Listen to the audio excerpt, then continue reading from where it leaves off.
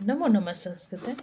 आज हम देखते हैं कक्षा 7 की रुचिरा पुस्तक की शीर्षक है समवायो ही दुर्जय। अर्थात समवाय मतलब संगठन को संगठन को या समूह को ही दुर्जय बहुत ही कठिनता से जीता जा सकता है। अगर कोई समूह है तो अकेले इंसान को तो हम जीत सकते हैं, लेकिन अगर कोई समूह में है, कई लोगों का समूह है, तो उसको जीतना बहुत ही कठिन होता है। इसीलिए हमें एकता बना करके रहना चाहिए। जहाँ रहो वहाँ पर एकता बनाए रखो, जिससे कोई हमें जीत ना सके, हमको कोई हरा ना सके। हम जीत ले लेकिन हमको कोई ना हरा सके। जब हम समूह में रहेंगे तभी यह कार्य हो सकता है। इसलिए हमेशा संगठन बना कर रहना चाहिए। तो इसमें बहुत ही अच्छी कहानी है कि किस प्रकार से एक समूह में रहने वाले पक्षियों का समूह कैसे एक मदमस्त हाथी को मारता है, अपने बदला लेता है, अपने जो वह गुनाह करता है हाथी, उसी की कहानी यहाँ पर है। बहुत ही अच्छी कहानी है। आनंद लीजिए, आप लोग भी पढ़िए। कहते हैं कि पहले मैं संस्कृत पढ़ती हूँ, साथ में अर्थ भी बताती हूँ। कहते हैं, पुरा एकस्मिन् वृक्षे एका चटका प्रतिवसति स्म, कालेन तस्याः सन्ततिः जाता। एकदा कश्चित् प्रमत्तः गजः तस्य वृक्षस्य अधः आगत्य तस्य शाखा शुण्डेन अत्रुटयत्। चटकाया नीडं भुवि अपतत्। तेन अंडानि विशीर्णानि। अथ सा चटका व्यलपत्। तस्याः विलापं श्रुत्वा काष्ठकूटः नाम खगः दुखेन ताम् अपृच्छत्। भद्रे किमर्थं बिलपसि इति। अब इसका हम अर्थ बताते हैं। कहते हैं कि पुरा एकस्मिन् वृक्षे एका चटका प्रतिवेशित है। इसमें एक बार पहले, पुराने समय में, वो पहले की बात है कि एक वृक्ष पर चटका प्रतिवेशित, इसमें एक गौरैया रहती थी। चटका मीन्स गौरैया। कालेन तस्याः संततिः जाता। और कुछ समय से उसके अंडे रहते थे। वह उसमें अंडे दी थी। एकदा कश्चित् प्रमत्तः गजः तस्य वृक्षस्य अधः आगत्य तस्य शाखां शुण्डेन अत्रुटयत्। कि एक बार कोई प्रमत्त हाथी तस्य वृक्षस्य अधः, उस वृक्ष के नीचे आया। कौन से वृक्ष के नीचे? जिस वृक्ष पर वह गौरैया अंडे दी थी, उस वृक्ष पर के नीचे आया। तस्य शाखाम शुण्डेन अत्रुटयत्, वह अपनी उसकी शाखा को अपने सूंड से तोड़ने लगता है हाथी। चटकाया नीडम भूमि अपतत्। अब गौरैया की जो घोंसले होते वह जमीन पर गिर जाते। चटकाया नीडम, घोंसला, गौरैया का घोंसला भूमि अपतत्, जमीन पर गिर जाता है। तेन अंडानि विशीर्णानि, उसके अंडे क्या होते हैं? विशीर्ण हो जाते हैं, टूट जाते हैं, उसका अंडा फूट जाता है। अथ सा चटका व्यलपत, तो गौरैया क्या करती? अथ सा चटका व्यलपत, इस पर गौरैया विलाप करने लगती है।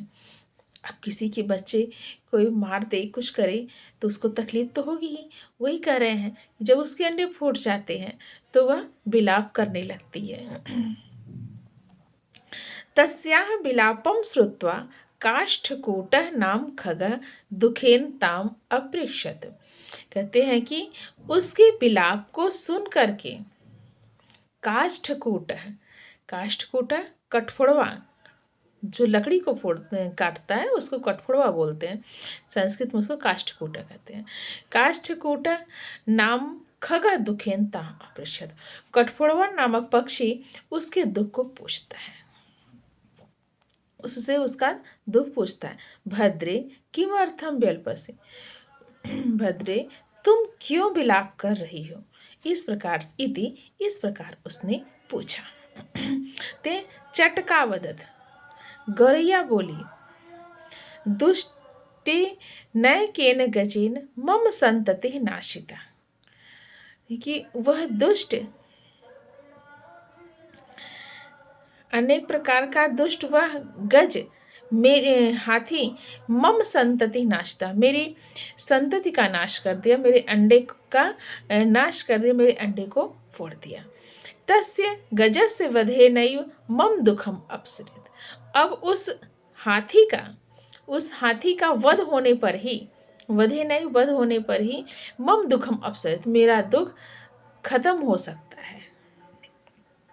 ततः काष्ठकूट ताम वीणारवा नाम्न्या मक्षिकाया समीपम आनयत। तब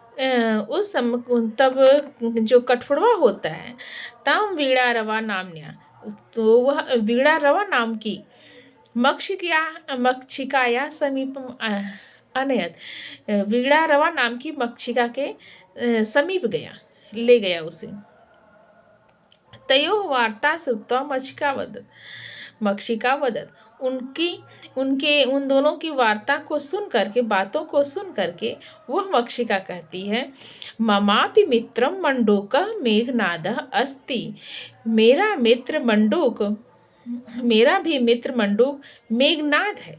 शीघ्रम तम उपेत्य यथोचितम करिष्यामः। इस तुम्हारी बातों को सुनकर वह शीघ्र ही यथोचितम करिष्यामः, जो ऐसा उचित होगा वैसा वह करेगा। तदानीं तौ मक्षिकया सह गत्वा मेघनादस्य पुरः सर्वं वृत्तान्तं न्यवेदयत्। इसके बाद तौ मक्षिकया साथ, वे दोनों मक्खी के साथ जाकर के मेघनाद के पुर में, मेघनाद जो उसका साथी था, उसके घर जाकर के सर्वम वृत्तांतम निवेदित, सारे वृत्तांत को कह सुनाया। तो मेघनाद अवदत, अब मेघनाद बोलता है, यथाहम कथयामि तथा कुर्तम, जैसा मैं कहता हूँ वैसा तुम करो, वैसा ही करो। मक्षिके प्रथमम त्वं मध्याह्ने तस्य गजस्य कर्णे शब्दं कुरु, येन सह नयने निमील्य स्थास्यति। ते हैं कि मक्खी से कहता है, प्रथमम तुम मध्याह्ने, पहले तुम मध्याह्न में, दोपहर में, गजस्य कर्णे शब्दम करो, हाथी के कान में शब्द करना। मेघनाद ने मक्षी से कहा कि सबसे पहले तुम दोपहर में हाथी के कान शब्द करना। येन सह नयने निमील्य स्थास्यति, जिससे वह क्या करेगा, आंख बंद करके सो जाएगा। तदा काष्ठकूटः चंचवा तस्य नयने स्फोटयसि, वह आंख बंद करके, नयने निमील्य स्थास्यति, वह आंख बंद करके रुक जाएगा। जब तुम शब्द करोगे तो वह आंख ऐसे से बंद करके वह रुक जाएगा, चलेगा नहीं, कुछ नहीं करेगा। तो कहते हैं कि तदा काष्ठकूटः चंचवा तस्य नयने स्फोटयति, उसी समय काष्ठकूट जो है, जो कठफोड़वा है, वह अपनी चोंच से उसके नैनों को फोड़ देगा, उसकी आंखों को फोड़ देगा। जब तुम आवाज़ करोगी, मक्खी से कहा जब तुम आवाज़ करोगी तो वह ऐसे आंख बंद करके रुक जाएगा, आगे नहीं बढ़ पाएगा, उसको दिक्कत होगी आगे बढ़ने। तो उसी समय कठफोड़वा क्या करेगा, उसकी आंख को फोड़ देगा। एवं सह गजः अंधा भविष्यति, इससे हाथी क्या हो जाएगा, अंधा हो जाएगा। तृषार्तः सह जलाशयम गमिष्यति, और प्यास के कारण वह जलाशय की खोज के लिए जाएगा, और दोपहर का समय रहेगा, उसको प्यास लगी रहेगी, तो वह प्यासा हाथी जलाशय के लिए जाएगा। मार्गे महान गर्तः अस्ति, और रास्ते में बड़ा सा गड्ढा रहेगा, गड्ढा है। तस्य अंतिके अहम स्थास्यामि शब्दम च करिष्यामि, तो कि तस्य अंतिके, उसके अंदर, अहम स्थास्यामि, मैं बैठ करके, शब्दम च करिष्यामि, मैं बैठ करके और शब्द करूँगा, मैं वहाँ बैठूंगा और शब्द करूँगा। मम शब्देन तम गर्तम जलास्यम मत्वा सह तस्मिन्नेव गरे गर्ते पतिष्यति मरिष्यति च। कहते हैं कि मेरे शब्दों के द्वारा वह उस जलाशय समझ करके उस गड्ढे में गिर जाएगा कि यहाँ पे जलाशय, कछुआ जो है वह बोल रहा है, मेढक बोल रहा है, तो यहाँ पे जरूर पानी है, क्योंकि मेढक पानी में ही रहता है। तो वह बोल रहा है यहाँ पे, तो यहाँ पे जलाशय, और वह मेरे शब्द को सुन करके उसी गर्त में गिर करके मर जाएगा, गिरेगा और मर जाएगा। तस्मिन्नेव गर्ते पतिष्यति मरिष्यति च, उस गर्त में गिर करके मर जाएगा। अथ तथा कृते सह गजः मध्याह्ने मंडूकस्य शब्दम अनुसृत्य महतः गर्तस्य अंतः पतितः मृतः च। इस प्रकार से करके, ऐसा करके वह हाथी, ऐसा करने पर वह हाथी दोपहर में मंडूक के शब्दों को सुन करके, ऐसा करने पर वह हाथी क्या करता है, अथ तथा कृते सह गजः मध्याह्ने, ऐसा होने पर, वह करने पर वह हाथी मध्याह्ने मंडूकस्य, दोपहर में मेढक की शब्दम अनुसृत्य महतः गर्तस्य, मेढक की शब्दों को सुन करके, अनुसृत्य उसके शब्दों को सुन करके उसका अनुसरण करते हुए, शब्दों का अनुसरण करते हुए, महतः गर्तस्य अंतः पतितः मृतः च, उस महान गड्ढे में, बड़े गड्ढे में गिर कर, अंत में गिर करके गिर जाता है और मर जाता है। शब्दस्य अंशुत महतः गर्तस्य अंतः पतितः मृतः च, उसके शब्दों का अनुसरण करते हुए उस महान गर्त में, गड्ढे में वह अंत में गिरता है और मृत हो जाता है।